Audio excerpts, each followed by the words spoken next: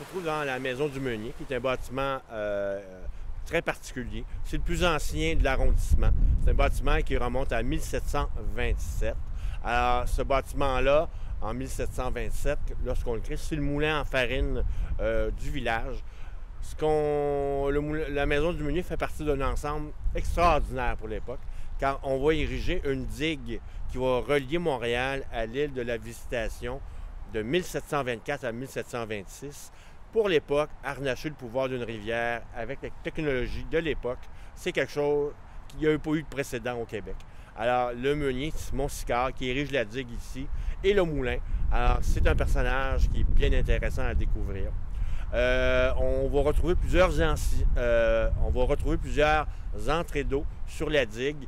On en retrouve 5. À l'origine, il y en avait 3. C'est qu'à chaque entrée d'eau, il y avait un moulin. Il y a eu ce moulin en farine, mais le premier moulin qu'il y a eu, c'était à cheval sur l'île de la Visitation et cette digue en 1726. C'était un moulin assis. Si on y pense, farine se nourrir, moulin assis pour se loger avec les planches à bois. Et il y a aussi également un moulin à carder et fouler la laine, pour se vêtir. Lors de la Révolution industrielle, le site va devenir plus tard industriel, un site de production de carton.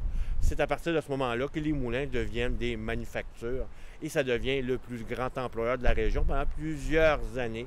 Et le site va cesser ses activités dans les années 1960. Le site est loué dans les années 1970. L'exploitation est plus ou moins connue. Et plus tard, on va raser les moulins qui étaient des manufactures.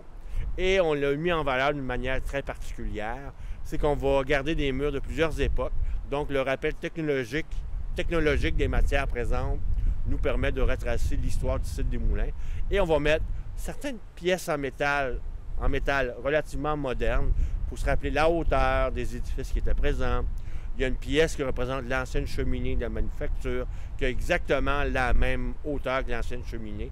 Ici, on est sur un dallage qui a exactement les mêmes dimensions que la digue construite par Simon Sicard à l'origine, c'est-à-dire 99 pieds de large par 330 pieds de profondeur.